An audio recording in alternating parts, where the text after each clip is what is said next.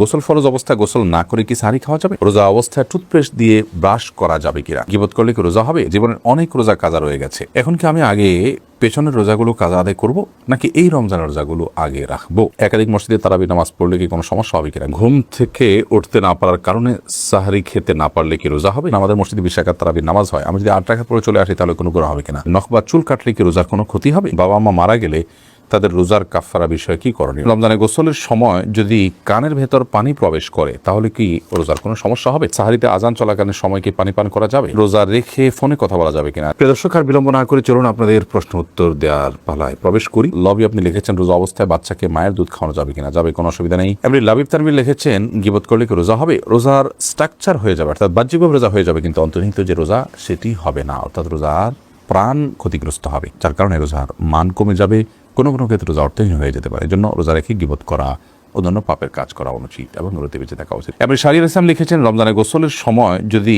কানের ভেতর পানি প্রবেশ করে তাহলে কি রোজার কোনো সমস্যা হবে? সামান্য পানি যদি কানের ভিতর যায় এবং সেটা যদি আপনি ঝেড়ে ফেলে দিতে পারেন, শেষ যদি আপনার থাকে, তাহলে ইনশাআল্লাহ রোজা হয়ে যাবে, রোজার ক্ষতি হবে না। আলী কদর লিখেছেন রোজা রেখে ফোনে কথা বলা যাবে কিনা? যাবে। খুব অতিরিক্ত কথা, অপ্রয়োজনীয় কথা বলা রোজার সাথে যায় না, কিন্তু প্রয়োজনীয় কথা তো বলতেই পারেন। বেলাল হোসেন আপনি লিখেছেন জীবনের অনেক রোজা কাজা রয়ে গেছে, এখন কি আমি আগে পেছনের রোজাগুলো কাজা আদায় করব নাকি এই রমজানের রোজাগুলো আগে রাখবো? জীবনের যদি অনেক রোজা আপনার কাজা হয়ে থাকে ইতিপূর্বে, তাহলে সেক্ষেত্রে সে রোজাগুলো এই রমজানের আগে আগে আপনার রেখে ফেলা উচিত ছিল, কর্তব্য ছিল। এখন তো রমাদান চলেই এসেছে, অতএব এই রমাদানের রোজাগুলো আপনাকে রাখতে হবে। এই রমজান শেষ হওয়ার সঙ্গে সঙ্গেই আপনি বিলম্ব না করে বিগত বছরের, বিগত জীবনের যে রোজাগুলো আপনার কাজা হয়েছে সেগুলো রেখে ফেলার চেষ্টা আপনাকে অব্যাহত রাখতে হবে। সম্পর্কে আপনি লিখেছেন কোরআন শরীফ মোবাইল থেকে শুনলে কি খতমের সওয়াব হবে? কোরআন কারীম মোবাইল থেকে রেকর্ডেড তেলাওয়াত শুনলেও খতমের সওয়াব হবে, যদি পরিপূর্ণ মনোযোগের সাথে আপনি পড়েন এবং বোঝার চেষ্টা করলে সেটা আরও বেশি প্রশংসনীয়। আর শোনার পাশাপাশি তেলাওয়াতেরও চেষ্টা করা উচিত। খোলাসা কথা হলো কোরআন কারীমের রেকর্ডেড তেলাওয়াত শুনলেও ইনশাআল্লাহ আপনি সওয়াব পাবেন। ইখতিয়ার হোসেন ইফতি আপনি লিখেছেন একাধিক মসজিদে তারাবি নামাজ পড়লে কি কোনো সমস্যা হবে কিনা? কোনো অসুবিধা নেই। ভাই মামুনুর রশিদ আপনি লিখেছেন ঘুম থেকে উঠতে না পারার কারণে সাহারি খেতে না পারলে কি রোজা হবে? সাহারি খাওয়া কি আবশ্যক? যদি রমাদান মাসে কেউ ভোর রাতে সাহারি খেতে ওঠার সুযোগ না পান, এর মধ্যে ফজর ওয়াক্ত হয়ে গেছে, অর্থাৎ সাহারি খাওয়ার কোনো সুযোগই তিনি পেলেন না, তাহলে সেই ক্ষেত্রে তার রোজা হবে কিনা? উত্তর হলো তার রোজা হয়ে যাবে, তার সিয়াম হয়ে যাবে, এবং তিনি যদি কোনো কিছু না খেয়ে থাকেন, না পান করে থাকেন, অর্থাৎ সবে সাদিক থেকে নিয়ে, তাহলে সেক্ষেত্রে আলহামদুলিল্লাহ তার রোজা বিশুদ্ধ হয়ে যাবে।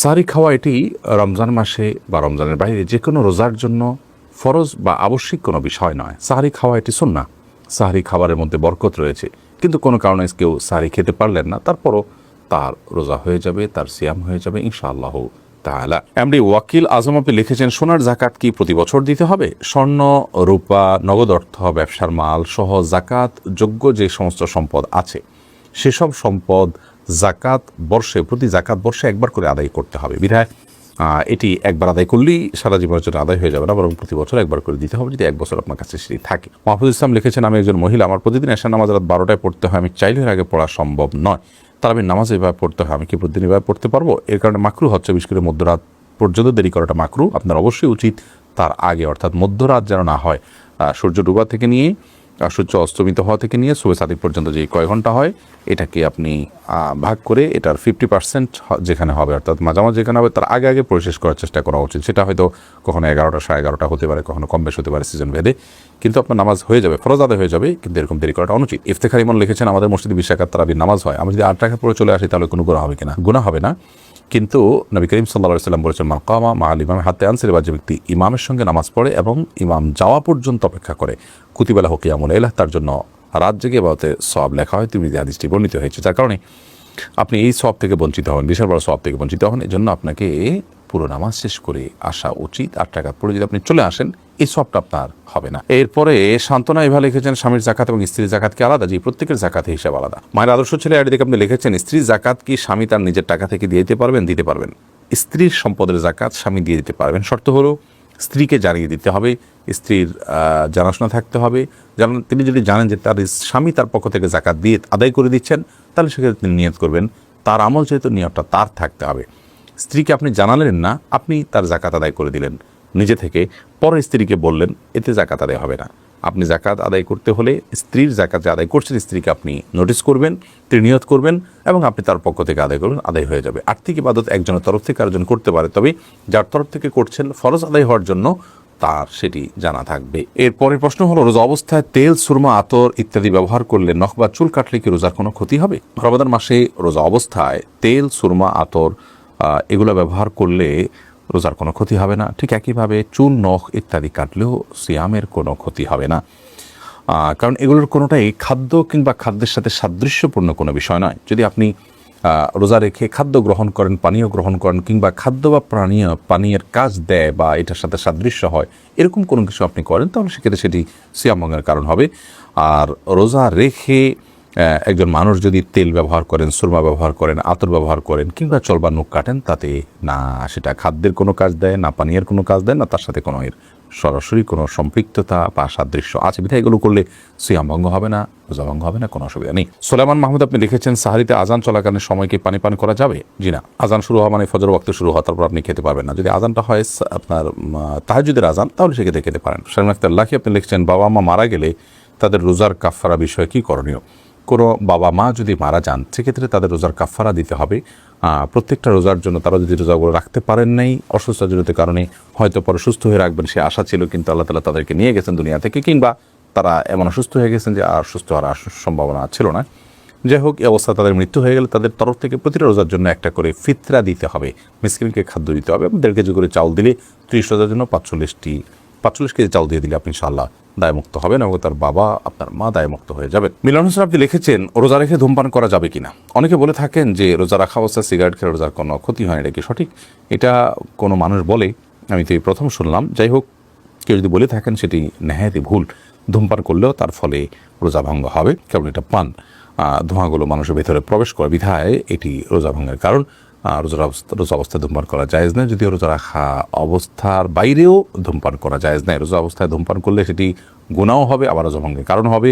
যদিও সন্ধ্যার পরে কেউ ধূমপান করলে গুনাহ হবে, বাট রোজা ভঙ্গের বিষয়টি সেখানে থাকছে না। শামসুন নাহার স্মৃতি আপনি লিখেছেন, রোজা অবস্থায় টুথপেস্ট দিয়ে ব্রাশ করা যাবে কিনা? টুথপেস্ট বা মাজন ইত্যাদি দিয়ে, পাউডার ইত্যাদি দিয়ে দাঁত ব্রাশ করা যাবে কিনা, এ বিষয়ে আমাদের দেশের ওলামায়ে কেরাম বলে থাকেন এটি মাকরুহ এবং অপছন্দনীয়। রোজা হয়ে যাবে, কিন্তু একান্ত প্রয়োজন ছাড়া আপনি এটি মুখে ব্যবহার করার ফলে আপনার থুতুর সাথে অপ্রয়োজনে কিছু জিনিস আপনার পেটে যাচ্ছে, সেটা পরিমাণে কম হলেও, তো এই জন্য এটা আপনার জন্য অনুচিত এবং মাকরুহ। সাহরি খাওয়ার সাথে সাথে আপনি ফজরের আগে আগে ব্রাশ করে ফেলবেন, এরপর দিনের বেলা আপনি মেসওয়াক করবেন কিংবা খালি ব্রাশ দিয়ে আপনি দাঁত ঘষবেন বা পরিষ্কার করবেন।